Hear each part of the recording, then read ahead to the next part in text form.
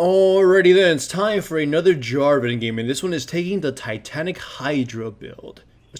It's an alternative damage build, but it functions differently than the one you're accustomed to.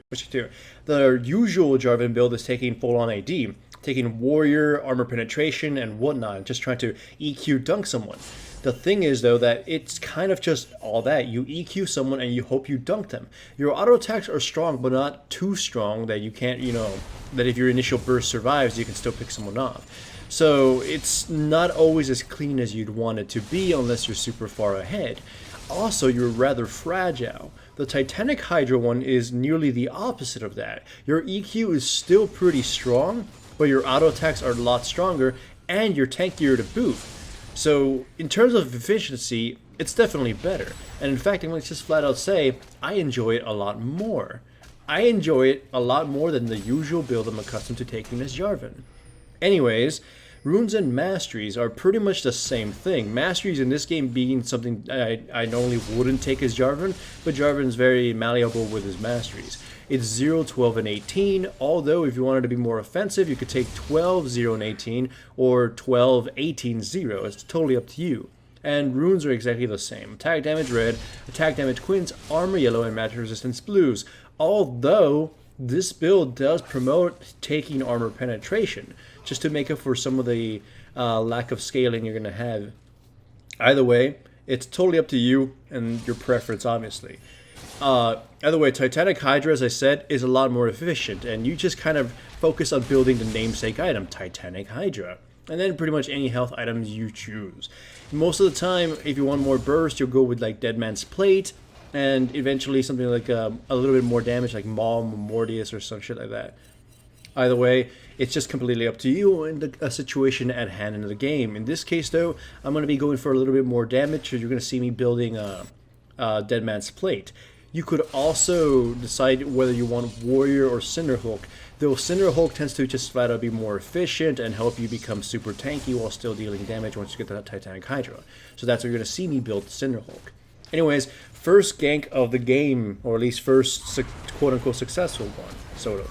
I EQ in, well, after Morgana hits her snare, and we're just kind of all focusing on different targets. Morgana manages to get the kill, Twisted Fate shows up without a card ready, and we just don't get anybody. I held my ultimate because I wanted to sort of use it when all their escapes were blown and when all my teammates were there to be able to beat up on the targets before they wear off and run away. So it didn't go as cleanly or as badass as I wanted to. Unfortunately, because of that, my bottom laners were a little too pushed out without any resources and promptly died. Twisted Fate, they're pretty much trying to camp him at this point, but it leaves Lee Sin exposed for me to be able to jump him, and also you already saw that I saw his blue, and we're able to kill him off. I do have to smite, a flash smite secure him. I know I could have used a Q, but I don't want to run the chance of him using a ward to hop or something, so it was more for a kill secure. Anyways, Titanic Hydra Jarvan. It's just pretty much super efficient, as I've been saying. Your auto attacks are far stronger, and your E and Q combo is still moderately powerful.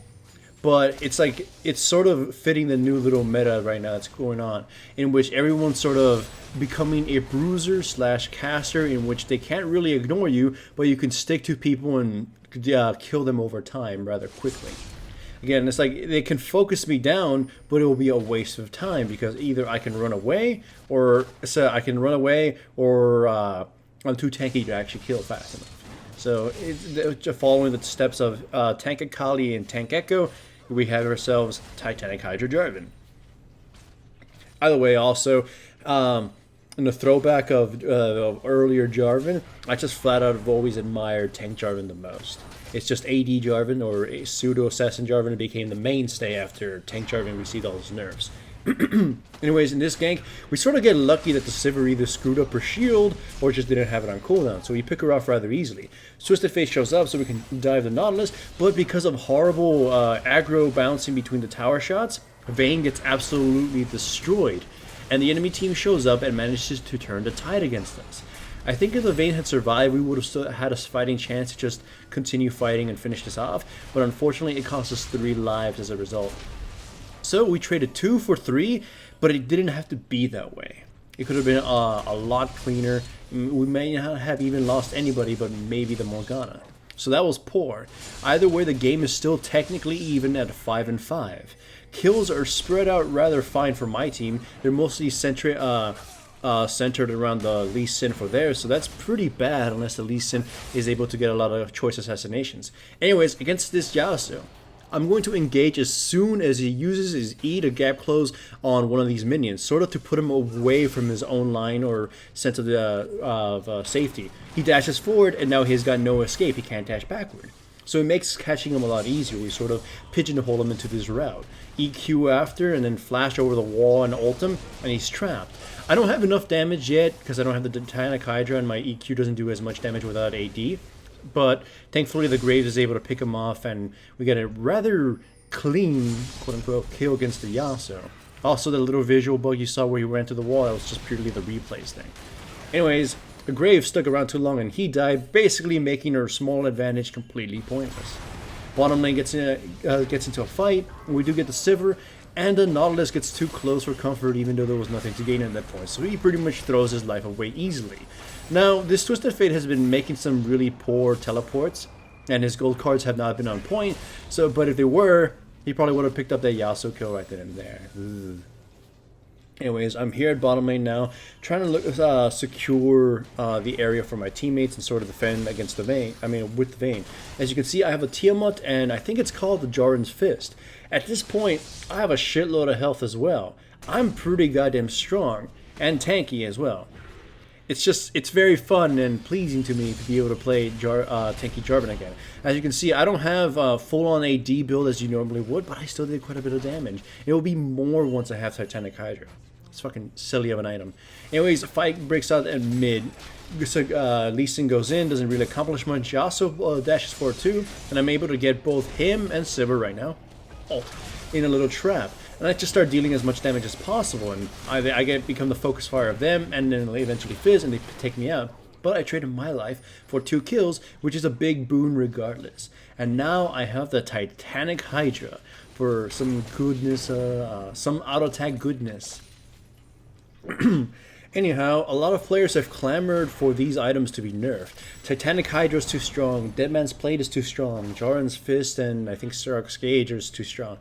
And I'm just wondering what your opinions are on that. In the comments below, give them to me, because as you've seen, right now the meta is basically pure pseudo, bruiser, aggro magnet things. And a lot of people don't like the fact that these champions are all like, they're not really naturally supposed to be this, like Tankakali. And it just feels odd that, or at least unfun to play against someone who can kill you, but try not to kill them in return is ridiculously pointless, right? If you might catch my drift. It's just a very gruesome build. It's very cookie cutter on everybody. Like on Jarvan, I don't exactly need Iceborne Gauntlet, but it's an option. On most everybody else, they pretty much have to take it. So you can catch my drift. It's a very take Iceborne Gauntlet, take Titanic Hydra, take Deadman's Plate, and there you're tanky enough and they can't kill you. You're tanky enough, they can't kill you, and you do enough damage. Anyways, it seems Vayne is going to get tower dove because most of my team is fighting top lane, so I wait here in line to trap them both with my ultimate. And easy peasy lemon squeezy, we're able to get 2 very clean kills against the Nautilus and the Sivir. Essentially, right now, this double kill for the Vayne has unlocked her.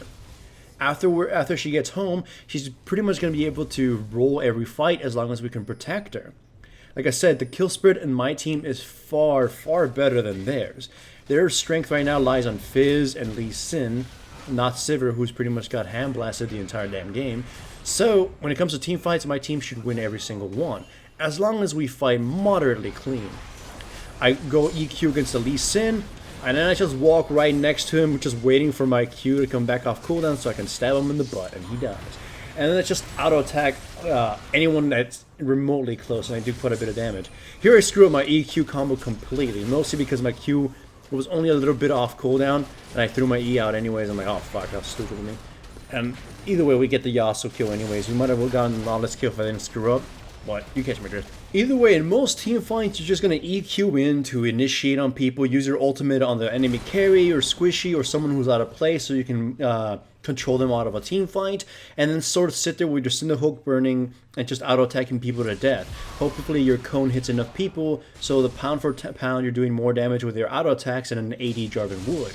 So Like I said, your auto attacks are rather on par and equal with a full-on AD Jarvan against a singular target, but since you're a big old teamfight presence now, being super tanky and having all this aura on you, your cone damage will technically do more damage than the auto attacks of an AD Jarvan over time, at the very least. It's a very sustained kind of build, right?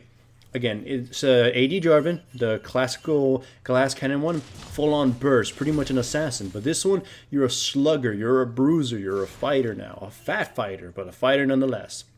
Either way, both teams are doing the Baron stare down, and right now Fizz gets a little too close, and I EQ on him, do everything I can to kill him, but unfortunately he's going to get away with just a sliver of health.